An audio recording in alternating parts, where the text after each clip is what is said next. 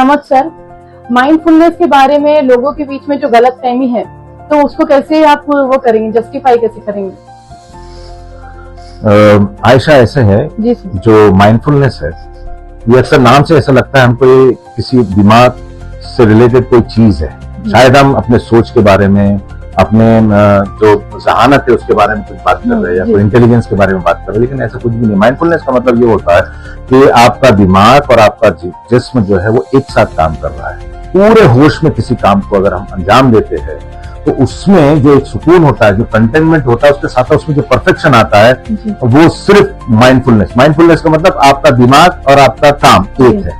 अक्सर हमारी जिंदगी पूरी अगर आप ऑब्जर्व करेंगे तो ऐसी है कि हम काम एक करते हैं लेकिन दिमाग पे और चलता रहता है जी।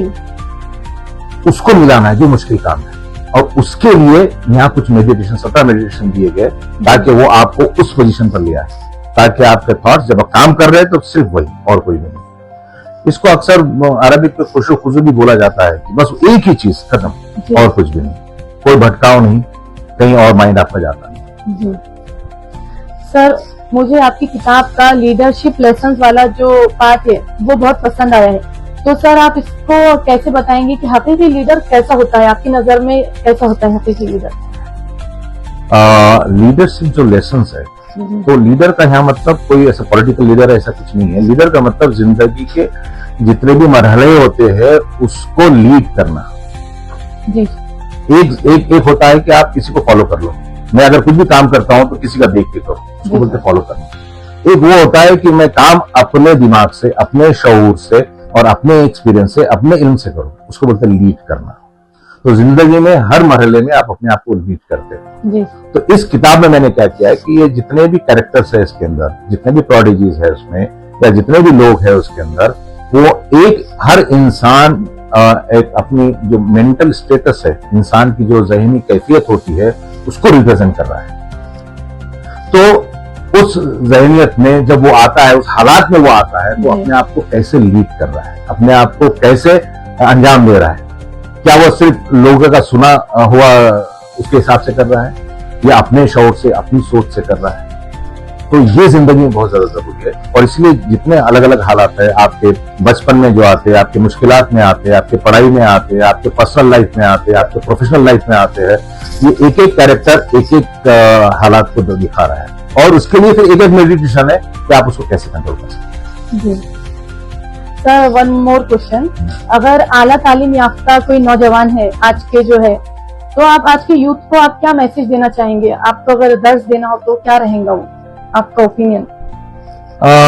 जवानों के लिए तो आज का जो यूथ है पूरा बहुत उनका सबसे जो बड़ा इशू है वो एक ही इशू है। जी सर। वो है कि आज का यूथ, खास करके जेनजी की बात कर रहा हूं मैं, ये इंफॉर्मेशन ओवरलोडेड है और ये बीमारी का नाम भी है। आपको बहुत जल्दी पॉपुलर भी हो जाएगी वो। इंफॉर्मेशन ओवरलोड का मतलब होता है कि आपके दिमाग में जरूरत से ज्यादा इंफॉर्मेशन है। तो ये बिल्कुल ऐसे है कि आपके घर में अगर आपने पूरा मोहल्ले का कचरा लाके डाल दिया, पूरी दुनिया का कचरा लाके डाल दिया, तो चीजें तो बहुत जमा हो जाएंगी आपके पास, पूरी दुनिया की चीजें आ जाएंगी, लेकिन करेंगे क्या उसका? तो आज जो सोशल नेटवर्किंग है, फिर वो कंप्यूटर्स है, इतनी मालूमात है, गूगल है और चैट जीपीटी है, तो इंफॉर्मेशन का करेंगे क्या? जी। तो एक ही चीज बता रहा हूं कि इंफॉर्मेशन ओवरलोड से बचिए आप। अब जैसे मान के चलो कहीं कुछ एक्सीडेंट हो रहा है, आपको देख के करेंगे क्या? आप कुछ कंट्रोल करने वाले हो उसको, तो वो इंफॉर्मेशन अपने दिमाग में ले क्यों जा रहे हो? तो ये क्या करता है, अगर इंफॉर्मेशन ओवरलोड होता है तो आपका ब्रेन डिसीजन लेने में गलती करता है। और एक बहुत पॉपुलर ऑथर है जिनका नाम है युवाल नोआ हरारी, इन्होंने बड़ी अच्छी बात की थी आईटी के बारे में, कि उन्होंने कहा था कि if right person is provided wrong information will make blunder. अगर सही आदमी को गलत इंफॉर्मेशन पहुंचा दी जाए तो पूरी तबाही लाता है। तो बस उससे बचिए। आपके पास 90% गलत इंफॉर्मेशन आती है, फेक इंफॉर्मेशन आती है, जबरदस्ती ले रहे हैं। तो एक ही सवाल है, आप इंफॉर्मेशन ओवरलोड से बचिए। सर, वन मोर क्वेश्चन, आपकी किताब कहती है कि तरक्की के पीछे भागो मत, बल्कि उसको तलाश करो, अपना मकसद तलाश करो। तो सर आप क्या कहना चाहेंगे, ऐसा क्यों आपकी बुक में आपने लिखा है?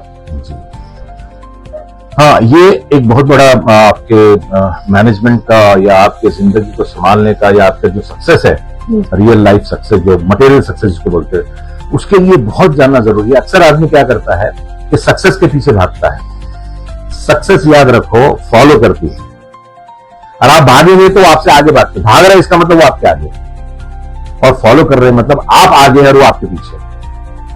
तो आपको आपका जिंदगी का मकसद तलाश कीजिए कि मैं क्या जिंदगी में कुछ नया करना। जैसे व्हाट्सएप है, उसकी जिंदगी का मकसद इतना था कि मैं चाहता हूं कि लोग मैसेज इधर से उधर पास करें, बस। सक्सेस नहीं था उसमें, सक्सेस मिल गई उसको। ऐसे सारे लोग ऐसे ही करते हैं, वो सिर्फ मकसद लेकर आते हैं। और हम क्या होता है कि हमारा मकसद ही जब सक्सेस बन जाता है तो अब वहां आपको सारी दिक्कत। तो जिनका मकसद सक्सेस है वो सक्सेस उनसे दूर भागती है, बहुत कम सक्सेस मिलती है। और जिनका मकसद जिंदगी में कुछ अच्छी चीज पहुंचाना है, कुछ नया इन्वेंट करना है, उनके पीछे सक्सेस अपने आप आती है। तो याद रखिए कि सक्सेस के बाद मकसद नहीं आता है, अगर मकसद हो तो सक्सेस आती है। तो हमेशा मकसद के पीछे भागिए। अच्छा, मकसद का एक बहुत अच्छा एडवांटेज है आपको, जब मकसद होता है, जिंदगी का गोल होता है, तो जब वो आपको मुकम्मल तरह से मिल जाता है, एक सुकून आता है। सक्सेस से सुकून नहीं आता है, सक्सेस आ जाती है। 1 लाख मिल गया, आप बोलेंगे 1 करोड़ चाहिए, 1 करोड़ मिल गया, लेकिन मकसद अगर है आपका तो वो उससे सुकून आता है। तो सक्सेस, मकसद के पीछे सक्सेस आती है। और एक और एडिशनल बोनस आता है, वो सर अब सिर्फ एक जुमले में अगर आप कहना चाहते हैं, मैं आपसे कुछ क्वेश्चन पूछूंगी कि सर आप क्या ओपिनियन आप बताइए, अगर टेक्नोलॉजी या इंसानियत, इसमें से आप क्या? इंसानियत जाहिर है जी। सर दौलत या मकसद? मकसद, बिल्कुल। इल्म या हिकमत? हिकमत, बिल्कुल। किताबें या तजुर्बा? तजुर्बा चाहिए। मुराकबा या तरकीब? मुराकबा। मसनवी जहानत या इंसानी शऊर? इंसानी शऊर। नाकामी या आराम? नाकामी चाहिए। फेलियर जिंदगी में जितने अच्छे लेसन देता है, जितना अच्छा सीखते हैं, आप किसी चीज से नहीं सीख सकते। फेलियर चाहिए जिंदगी। जी सर। मीरास या शोहरत? मीरास। आज हम लोग ने अब्दुल समद सर से उनका कीमती वक्त लेकर उनसे कुछ डिटेल्स जानी है, और बहुत इंटरेस्टिंग ये बुक है, forged in fire guided by light. तो एक बार अभी ये लॉन्च नहीं हुई है सर, अभी इसको लॉन्च करने वाले हैं। हमने उसका थोड़ा रिव्यू सर से लिया, बातचीत की। सर आपका बहुत बहुत शुक्रिया जो आपने अपने कीमती वक्त में से हमें कुछ टाइम दिया बातचीत करने के लिए, अपनी बुक की डिटेल्स बताने के लिए। Thank you very much. और मैं बहुत मशकूर और ममनून हूँ जो आपने वक्त लिया, और साथ में आपने इतने अच्छे अच्छे सवाल पूछे, और इससे मुझे एक मौका मिला कि मैं अपने किताब का भी तारुफ करा दूं लोगों से। और साथ में बहुत सारी उसमें ऐसी बातें आपने पूछ ली है जो आज के जो जेनजी है या आज के जो यूथ है उनको जानना बहुत ज्यादा जरूरी है। तो एक तरह से ये आपका जो पॉडकास्ट है, ये एक तरह से लोगों के लिए अच्छी मालूमात का जरिया बनेगा, और उनकी जिंदगी को बेहतर करने के लिए इसका अपना एक रोल होगा। तो बहुत शुक्रिया आपका, आपके चैनल का, और मैं उम्मीद करता हूं कि आपका चैनल इसी तरह से लोगों की जिंदगी में बदलाव लाए, उनको ट्रांसफॉर्म करे और उनकी जिंदगी को बेहतर बनाए। शुक्रिया सर।